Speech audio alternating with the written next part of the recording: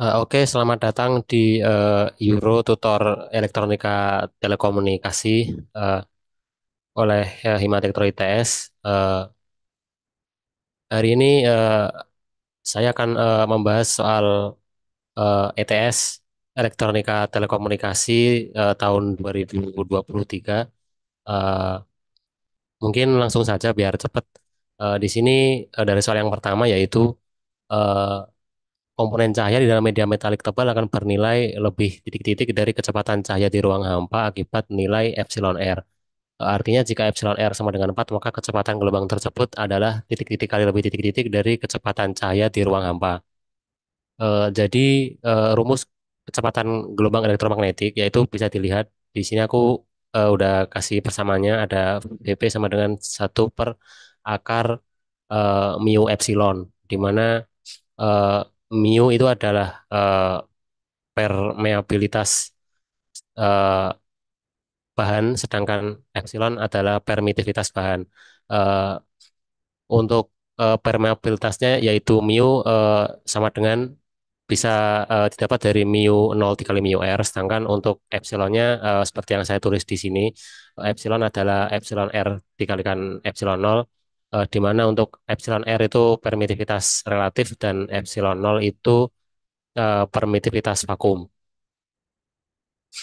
Sehingga jika rumus ini dimasukkan, maka rumusnya menjadi Vp sama dengan 1/akar mu 0 mu R epsilon 0 epsilon R. Dan di sini eh, kita menganggap bahwa mu R-nya itu sama dengan satu karena di soal tidak disebutkan. Eh, Sehingga yang tersisa adalah ada ini 1/akar mu 0 epsilon 0. Kemudian dengan mengeluarkan 1/akar epsilon R-nya bisa dilihat rumusnya menjadi seperti ini. Sedangkan 1/akar mu 0 epsilon 0 itu adalah kecepatan cahaya. Jadi hubungan kecepatan gelombang elektromagnetik dengan kecepatan cahaya yaitu Vp adalah 1/akar epsilon R dari kecepatan cahaya. Jadi tinggal kita masukin epsilon R-nya kan 4. Di sini 4-nya masuk 1/akar 4 C, hasilnya setengah C. Jadi komponen cahaya itu lebih lambat dari kecepatan cahaya di ruang hampa dan eh, lebih lambatnya itu 2 kali lebih lambatnya. Eh, Selanjutnya untuk nomor 2 di sini untuk menghindari tabrakan antar kendaraan autonomous di ruang bebas diperlukan sistem komunikasi dengan band frekuensi SAF yaitu 5,8 GHz. Berapakah panjang gelombang radio untuk sistem tersebut bila kecepatan gelombang dipertimbangkan? Rumus untuk panjang gelombang atau lambda itu adalah lambda sama dengan C per F, sehingga tinggal dimasukkan C kecepatan cahaya adalah 3 kali 10 pangkat 8 dan frekuensinya di sini 5,8 GHz yaitu 5,8 kali 10 pangkat 9, jadinya 0,0517 meter atau 5,17 cm.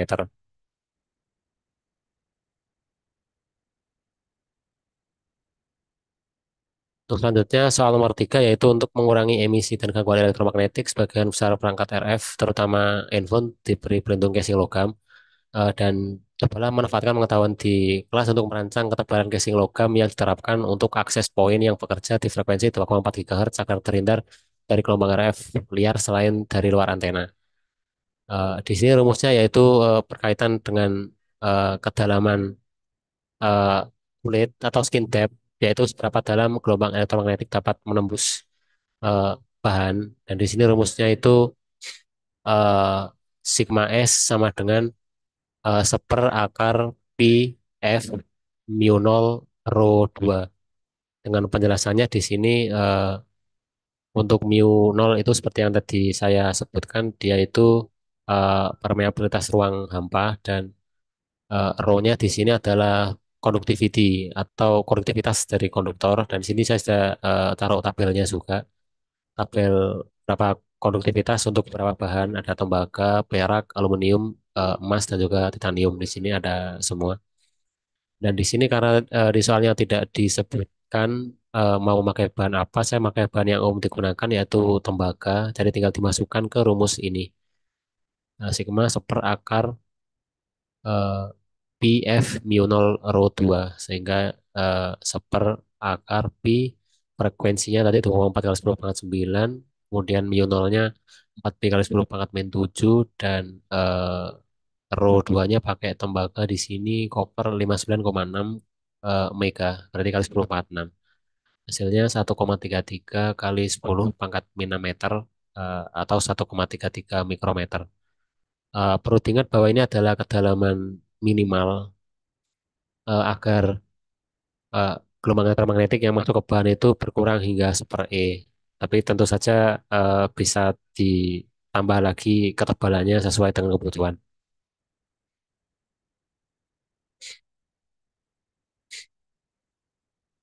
Eh, untuk soal nomor 4, yaitu di sini saluran transmisi mempunyai R sama dengan 50 ohm per meter, G-nya 0,33 milimo per meter, L 9 nanohenry per meter, dan C-nya 0,1 mikrofarad per meter.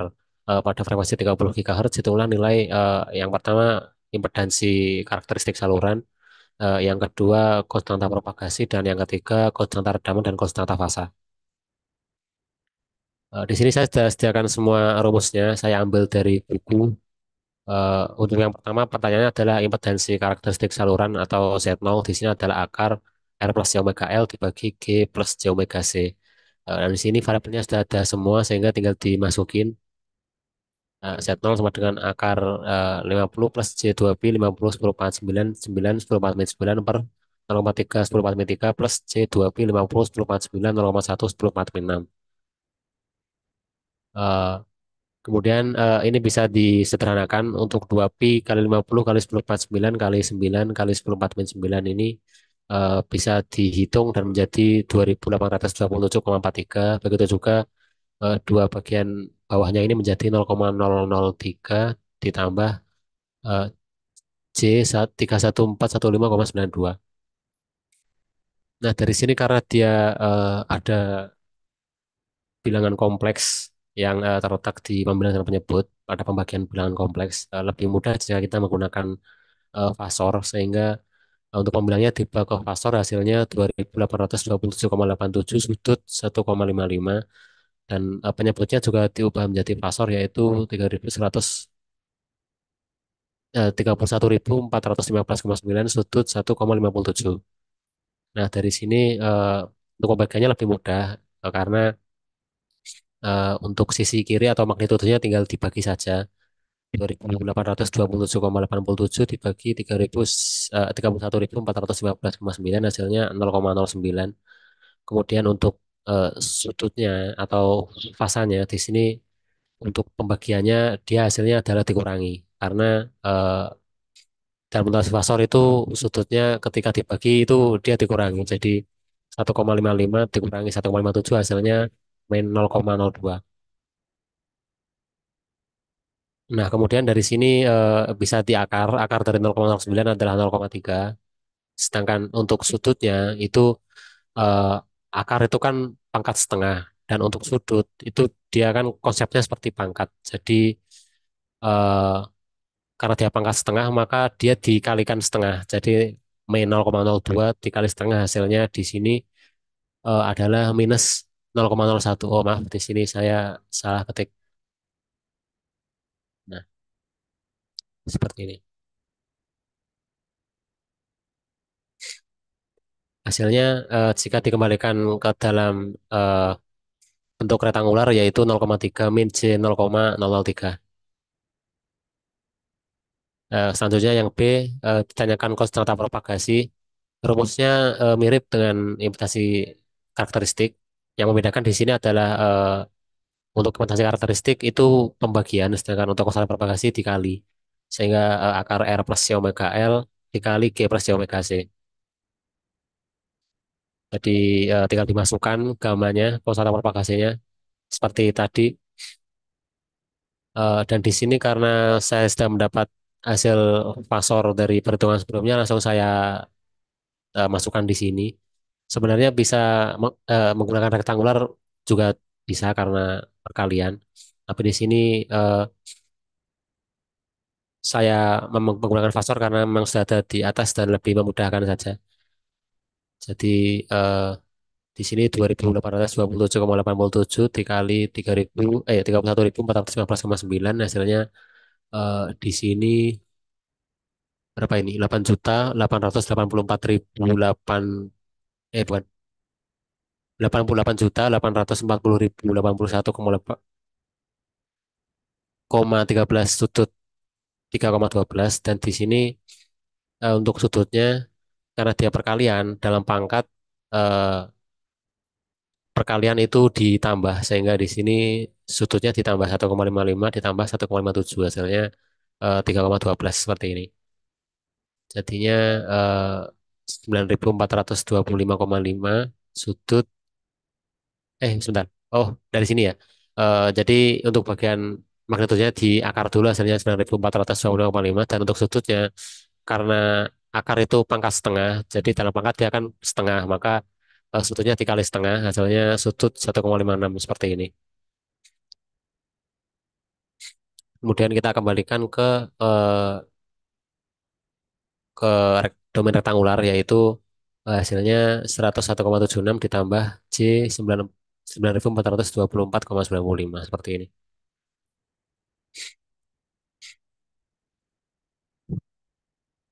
Lanjut untuk soal nomor 3 yaitu konstanta redaman dan konstanta fasa bila diasumsikan saluran lossless. Di sini ternyata ada asumsi bahwa saluran lossless dan di sini juga sudah saya cantumkan bahwa jika lossless itu untuk R atau resistansi dan G atau konduktansi itu dianggap nol. Jadi di sini sebenarnya soalnya berubah ya. Jadi di sini R-nya dianggap nol dan eh, G-nya di sini juga dianggap nol. Sehingga yang tersisa dari saluran transmisi ini cuma ada induktansi L sama kapasitansi C. Nah, rumusnya juga sudah saya cantumin di sini. Eh, untuk konstanta redaman atau alfa itu sudah pasti nol karena tidak ada resistansi, tidak ada konduktansi, berarti tidak ada daya yang hilang, dia lossless, dia tidak teredam. Sedangkan untuk konstanta fasa atau beta di sini rumusnya omega akar LC, berarti 2πf akar LC tinggal dimasukin aja, 2pi frekuensi akar di sini induktansinya dan di sini kapasitansinya. Hasilnya 9.424,78 seperti ini.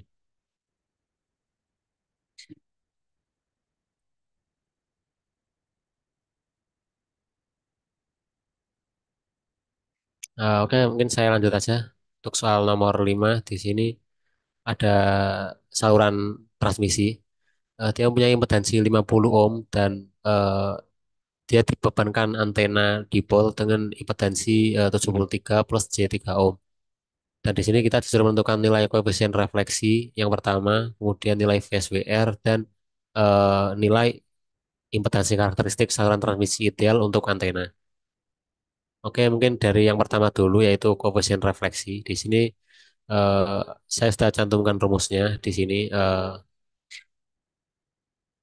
Untuk koefisien refleksi itu rumusnya yaitu ZL min Z0 per ZL plus Z0, di mana ZL itu impedansi beban dan Z0 itu impedansi saluran. Jadi tinggal dimasukin aja impedansi bebannya 73 plus J3 dan salurannya saluran 50 ohm. Di sini 73 50 hasilnya 23 dan 73 plus 50 hasilnya 123. Nah, seperti ini. Tadi saya bilang bahwa untuk pembagian eh, bilangan kompleks itu lebih mudah menggunakan fasor, tapi di sini karena angkanya terbilang eh, bulat dan kecil, jadi saya tidak pakai fasor karena cukup mudah untuk diselesaikan. Tinggal dikalikan minus dari apa namanya penyebutnya, yaitu jika 123 plus J3 maka dikalikan 123 min J3 per 123 min J3 seperti ini. Hasilnya 2.838 plus J300 dibagi 15.138. Di sini dilakukan pembagian yang kiri dibagi yang bawah hasilnya 0,187, yang kanan dibagi yang bawah hasilnya J 0,00198. Jadinya hasil akhirnya 0,187 plus J 0,0198.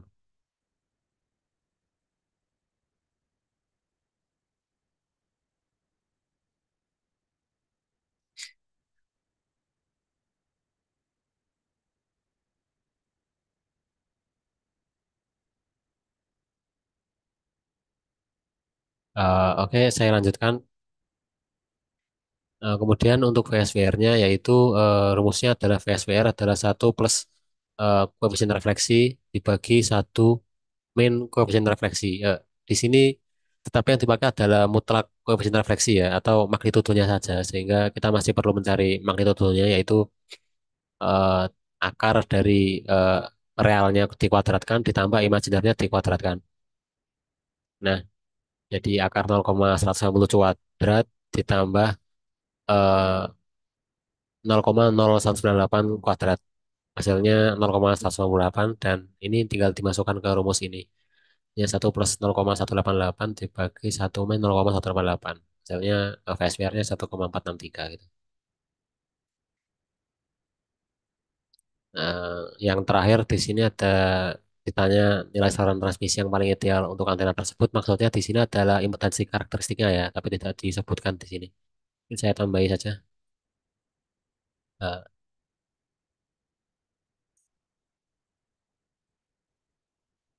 Nah,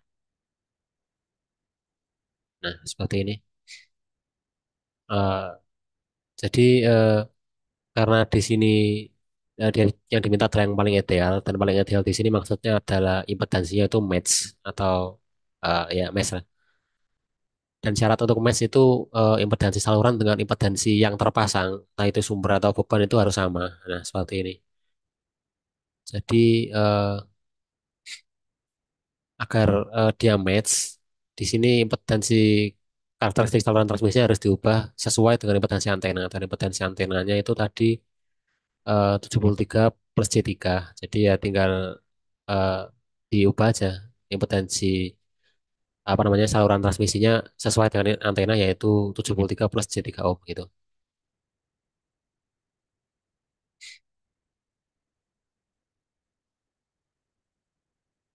Eh, Kemudian ini ada soal terakhir yang lumayan panjang untuk penyelesaiannya, yaitu diberikan sebuah rangkaian. Rangkaiannya itu seperti ini, terdiri dari induktor 10 nanohenry, resistor yang variabel, dia belum diketahui nilainya, sama kapasitor 1 picofarad dengan apa namanya, dengan susunan komponennya seperti ini. Dan dia kita diminta untuk membuat formulasi respon frekuensi untuk impedansi dari rangkaian ini, yaitu ZF seperti ini.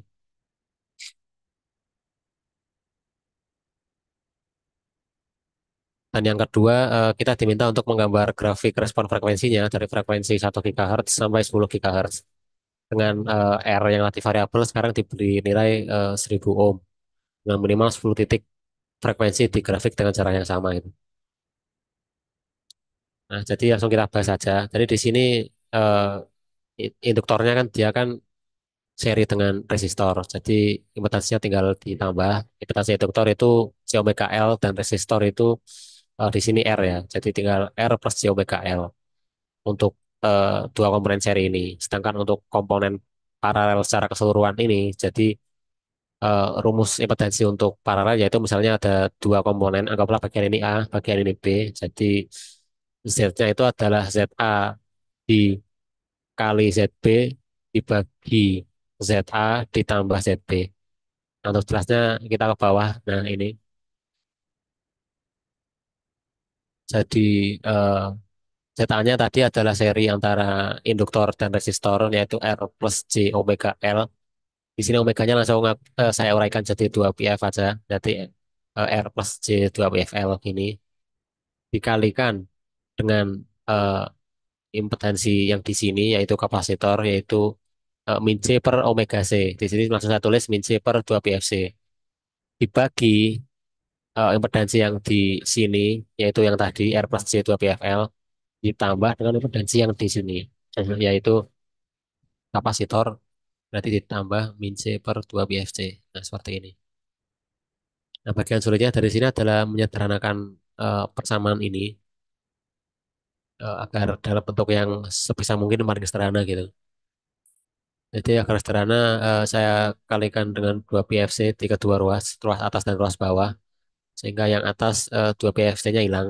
Jadi tinggal R plus J 2PL dikali min C. Dan bagian bawahnya karena dia di sini adalah penjumlahan, maka dua-duanya dikalikan 2 PFC, yaitu Jadinya ini dikalikan 2 PFC jadinya 2 PFRC. Ditambah ini juga dikali jadinya J2 J4P kuadrat F kuadrat LC. Sedangkan untuk bagian ini karena dia dikalikan 2 PFC maka hilang jadi seperti yang di atas, yang min C aja gini. Nah, kemudian ini min C-nya bisa dimasukkan ke sini. Hasilnya kan min CR ditambah min C kuadrat itu hasilnya eh, +1. Jadinya langsung +2 PFL gitu aja. Jadi min CR +2 PFL. Dibalik hasilnya 2 PFL min CR gini kan. Dan di sini J-nya bisa dikelompokkan. Eh, yang atas kan udah bagus kan. Yang bawah berarti J ini bisa disatuin. Jadinya J terus dalam kurung 4P kuadrat F kuadrat LC min 1. Nah, kayak gini. Yang ini udah bagus gini. Nah, jadi udah dalam bentuk A min JB per A min A plus JB gitu. Udah bagus. Jadi tinggal disubstitusi aja nilai yang diketahui di sini ada L, ada C kan. Aku masukin hasilnya kayak gini.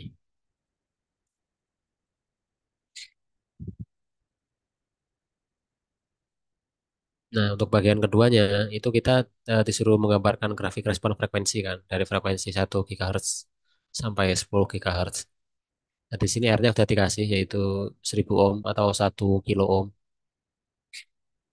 dengan minimal 10 titik frekuensi di grafiknya dengan cara yang sama. Jadi R-nya dimasukin dulu ke bagian yang tadi ini R-nya kan masih variabel. Masukin mana tadi 10 pangkat 3, bawah juga masukin 10 pangkat 3, udah. Nah, hasilnya udah dalam bentuk fungsi f saja, jadi tidak ada variabel lain. Nah, dari sini sebenarnya bisa dihitung secara manual dengan memasukkan f untuk setiap titik. Jadi ada 10 titik misalnya dari 1 hingga 10 GHz. Dari 1 GHz, 2 GHz, 3 GHz gitu sampai 10 GHz dimasukin satu-satu. Habis itu dicari magnitudonya dari bilangan kompleks yang didapat. Cuma karena menurut saya itu agak apa ya agak panjang dan agak susah, jadi saya langsung pakai MATLAB aja. Ini kodenya. Jadi di sini ada deklarasi untuk frekuensinya dari 1E9 ini 1 GHz sampai 10 GHz. Dengan ini jaraknya. Kemudian untuk persamaannya di sini numerator itu yang bagian atas pembilangnya yaitu di sini 2 pi 10 pangkat 9 F min C 10 pangkat 3 ini. Jadinya seperti ini. Dan di numeratornya juga dari penyebutnya hasilnya seperti ini. Terus ini fungsi respon frekuensinya berarti kan pembilang dibagi penyebut kan. Jadi numerator per denumerator udah.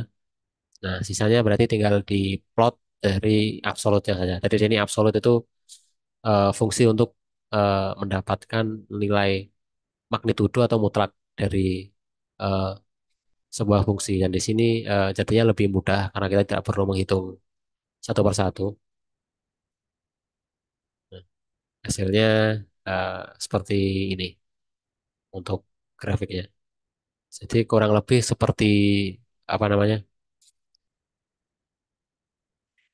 Seperti high pass filter, yaitu impedansinya itu dia tinggi untuk register yang rendah dan dia impedansinya rendah untuk register yang tinggi sehingga dia akan memblok sinyal-sinyal di frekuensi rendah kayak gitu. Nah, karena dia diminta ada 10 titik frekuensi di sini saya juga udah kasih titiknya sih. Di MATLAB bisa dikasih titiknya kayak gini. Itu 2 3 4 5 6 7 8 9 10.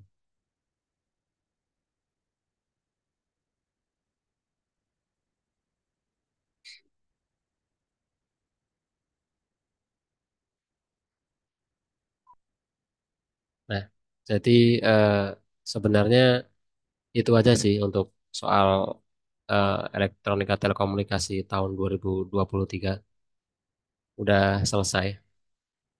Mungkin aku agak terlalu cepat ya, tapi ya ya sudahlah. Di sini aku mungkin mau ngasih itu juga rekomendasi buku juga. Jadi di sini kan aku ada pasang banyak rumus nih, ada ini yang gambar-gambar ini yang ada keterangannya 3.1, ada ini ada keterangannya 5.1, ini ini ada rumus banyak banget ini. Jadi dan yang lain-lain sampai ke bawah. Aku ambilnya itu dari referensi. Dia bukunya buku gratis open source dari internet. Nah, namanya ini Fundamentals of Microwave and RF Design eh, dari Michael Steer. Jadi buku ini sebenarnya eh, ada beberapa kayak jilid gitu. Tapi ini aku ambil yang versi rangkumannya aja, yang kayak jilid nolnya yang mencakup dari jilid 1 sampai jilid 4, tapi dalam versi yang lebih ringkas gitu. Di sini cuma berapa halaman ini, ringkas lah pokoknya. Di sini ada banyak rumus-rumus yang aku ambil tadi juga, ada ada beberapa kayak materi-materi juga banyak lah. Dan kalian bisa belajar dari sini.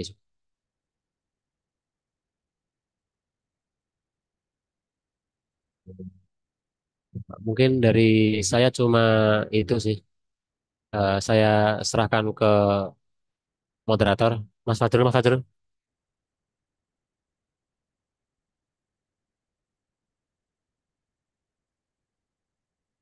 Halo, halo, Mas Fajrul.